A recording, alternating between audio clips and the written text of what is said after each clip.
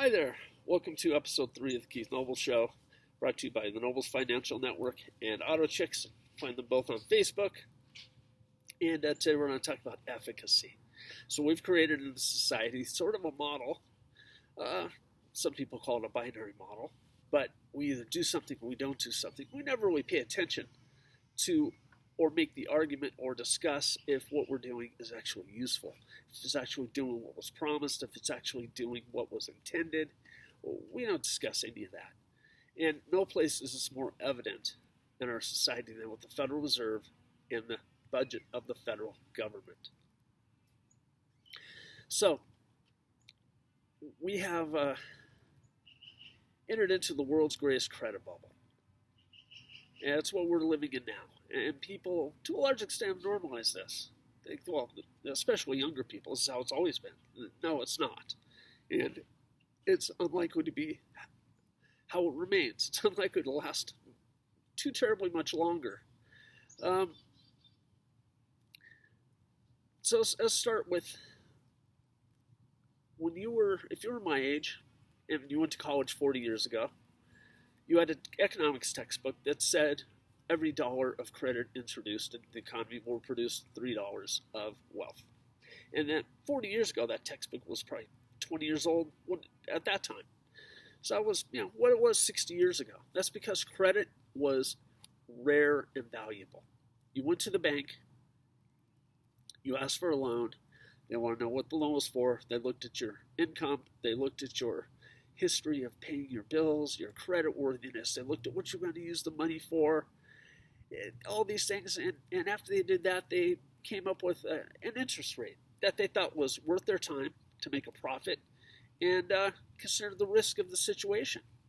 And of course, the banks then had to pay the depositors interest on their accounts. They had to share those profits with the depositors because that's where they got the money to lend. Well, that's not quite how it works anymore.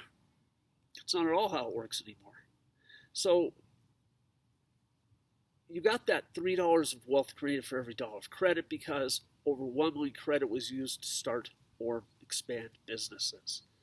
So if there wasn't going to be wealth generated to pay that loan back, it wasn't worth the bank's time to do it. But that model was one which credit was part of a wealth creation engine. And we created tremendous amounts of wealth by doing this. Of course, the more wealth we created, the more bank deposits there were, the more credit. Well, over the decades, that changed. Particularly it changed after we left the gold standard in 1971. But over the decades, people started borrowing money to buy cars. People started borrowing money to buy refrigerators. People started borrowing money to buy mattresses. People started borrowing money to buy tacos. So understand, this is a dramatic change in the history of credit. If you were borrowing money to expand a business or start a business, or you were borrowing money to add a room onto your house, that would be considered an appreciating asset. That you were borrowing money to create more wealth, to create more value. That's something, whatever you were borrowing money for was going to appreciate. But a car, a mattress, a refrigerator, a taco, those are not appreciating assets. So we ended up in this entirely different situation than we were in for 5,000 years. Now, this created what some people call the consumer society. And really what it meant was people were now pulling forward their purchases. Instead of saving money to buy a car, a refrigerator, a mattress, or a taco, people could buy it now and then pay that loan back over whatever period of time it was. But they were just really pulling forward their consumption. An entirely different model than what credit historically was used for. So governments got in on this pretty big. If you look at federal spending, look at federal debt, you see it's just skyrocketing. Credit became easy, cheap, available. it produced a whole different model and a whole different world. So if you roll that forward to where we are today, last 6 months, last 12 years, last 20 years. So the Federal Reserve, since we do not actually have a free market interest rates in this country, the Federal Reserve basically sets the interest rate that all other interest rates are built off of. So for some period of time, the Federal Reserve used what was called the Taylor Rule. And the Taylor Rule is a mathematical formula that it would put current data into, and the Taylor Rule would provide an approximation of what a free market interest rate would be. And why that's important to have at least an approximation of a free market interest rate is because it's fair to both savers and borrowers. It's what they would voluntarily agree to, or at least an approximation of what they might voluntarily agree to.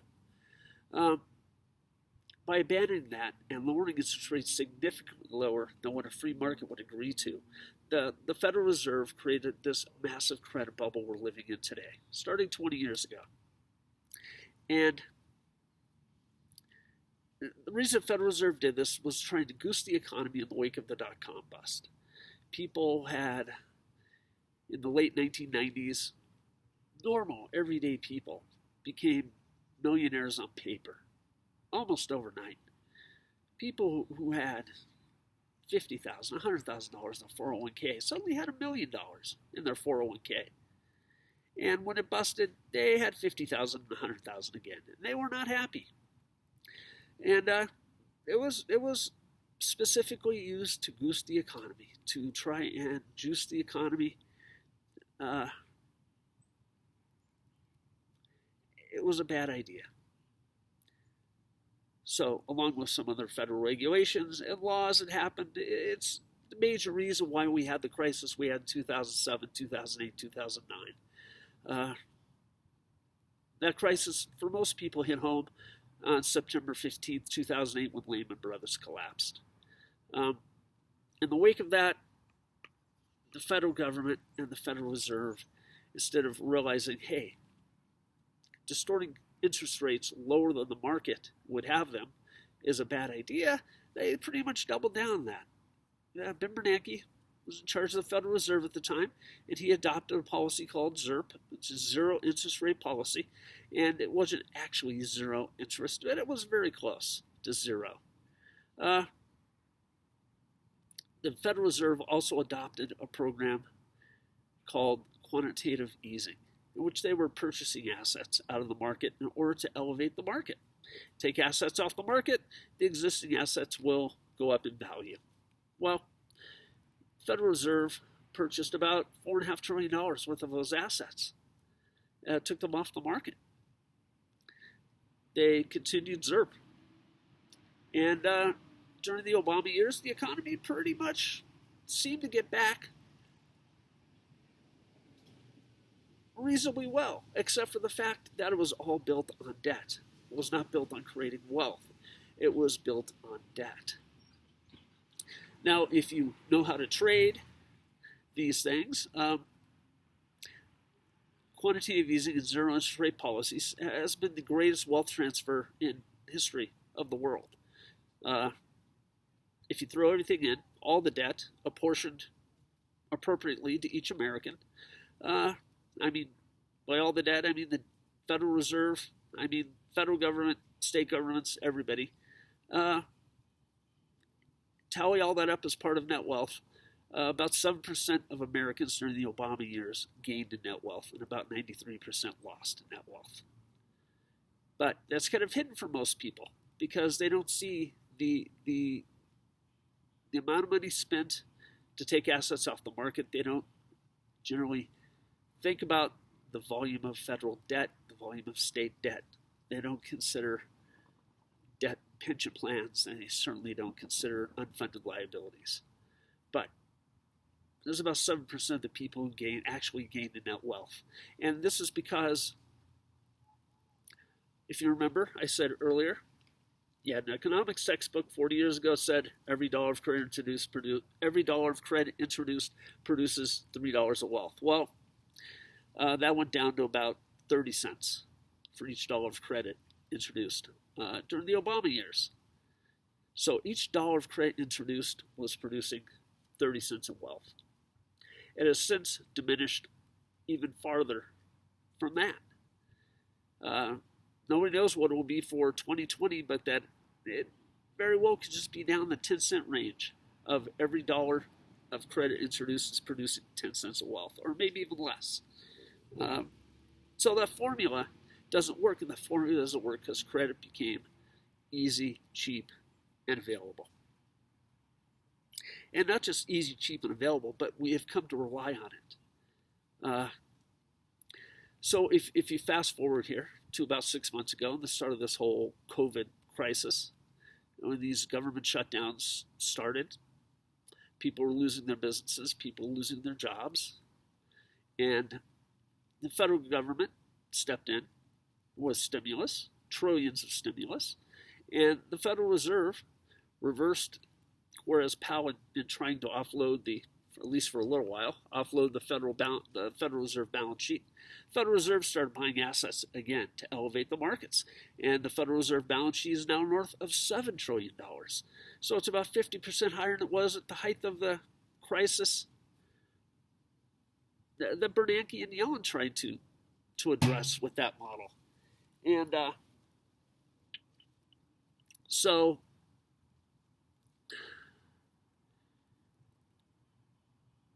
the federal budget for the fiscal year just ended a couple weeks ago. The federal deficit for the budget is $3.1 trillion. That's not the federal budget. That's the deficit. That's how much the federal government spent they did not have on the budget this year. So we've heard a lot of talk about a V-shaped recovery coming out of COVID, but there's no real V-shaped recovery here. What there is liquidity from the Federal Reserve and federal spending that has replaced lost GDP. But that's not wealth. That's just money produced. The government cannot produce wealth. Federal Reserve cannot produce wealth. You can't print wealth. They can print all the money they want, but they can't print wealth. They can't produce wealth. Okay, and these are two different things. And what we've done here is replaced borrowed money with actual economic growth, actual creation of wealth, and tried to pass it off as basically the same thing, and they are not the same thing. But overall, what we've lost sight of here as a society is that debt is not wealth. Far too many Americans don't understand the difference in these two things. And that even if you didn't borrow the money, somebody else borrowed the money somewhere back in the chain in your name. So, part of the reason we're not seeing organic wealth creation right now is because of all this liquidity that's been produced in the United States and globally since the start of this COVID mess. More than 80% of it has simply been used to address other loans. In other words, this is revolving credit. The massive amount of credit that has been introduced is being used to just service other loans. And that's not creating any wealth either. Now, it does forestall people defaulting on these loans and making things worse, but it doesn't create wealth. I mean, basically what the Federal Reserve and the federal government are doing right now is just trying to buy time to generate some organic growth. In the meantime, we continue to take on massive amounts of debt, and we continue to make ever more extreme measures to keep this thing going. Perhaps the most extreme measure as of late was the Federal Reserve saying that the federal debt has grown so large that there's no longer a market for it. Now, the United States debt is generally considered to be the most sound investment in the world, even if it's paying 0.25% interest. It's still considered the safest, most sound investment in the world. And for the Federal Reserve to say the amount of debt that's out there is more than the market can absorb, and the Federal Reserve is probably going to have to start buying American debt, that's enormous. Just let that sink in, what that means. So we have about $27 trillion in federal debt, and people should understand about 80% of that is in 2-year notes. So about 40% of the federal debt comes due every year. Now, the federal government never actually pays off any debt. They just roll it over. They pay the interest, pay the interest, pay the interest, roll it over. This is why ZERP is so important to the federal government to continue, because they're paying very small amounts of interest. If they had to pay 4, 5, 10%, some of us are old enough to remember 14, 15% debt the federal government was paying in decades past. Federal government would be bankrupt fairly quickly. So, because about 40% of the debt comes due every year, that means the Federal Reserve has to come up, or the federal government has to come up with $11 trillion to borrow next year out of a United States GDP of 18 trillion, a global GDP of about 80 trillion, and they have to borrow 11 trillion just to pay, just to roll the debt over, the federal debt over for 1 year. This just can't continue. I mean, it simply can't. But the volume of debt in business, in individuals, in government is so overwhelming now that it's just diminished our ability to produce economic growth and to create wealth. So many people simply work to pay their debts. So many companies simply have to roll over whatever revenue they get and to pay their debts and to borrow more to service those debts. And we won't even talk about government, the federal government. Like I said, the fiscal year just ended, the federal government had a $3.1 trillion deficit. That wasn't the budget. That's the deficit, was over $3 trillion. It wasn't that many years ago. The whole budget wasn't $3 trillion.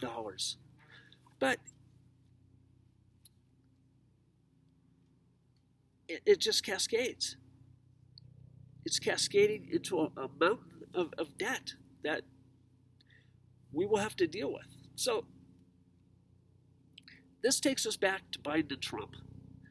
We're having an election in a couple of weeks. Who knows how long it's going to take to find out who won that election. Hopefully quickly, but let's not get our hopes up too high. But whoever will be the president for the next 4 years, whatever they're promising today, that's probably not what they're going to be doing. At some point in the next 4 years, it is highly likely they're going to have to deal with this problem. It's highly likely in the next 4 years that this problem may trump every other problem they have, unless there's a war or something like that. This problem is coming to a head. It's coming to a head quickly.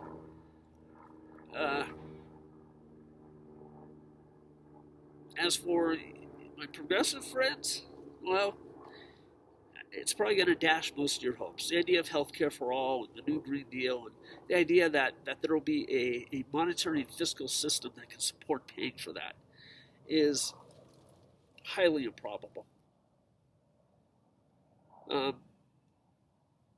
We're going to have to face reality here. It's like, Rand said, we can evade reality, but we cannot evade the consequences of evading reality. And the consequences of evading reality will be coming due. This is a house of cards. It's getting a house of cards that's been constructed by some very brilliant people, but it's still a house of cards. And that house of cards is probably going to be subject to reality here at some point in the foreseeable future. There's a fiscal monetary crisis looming out there. And however you think you're going to vote, whatever you think is going to happen, be prepared for something entirely different over the next 4 years. So, thank you for tuning in.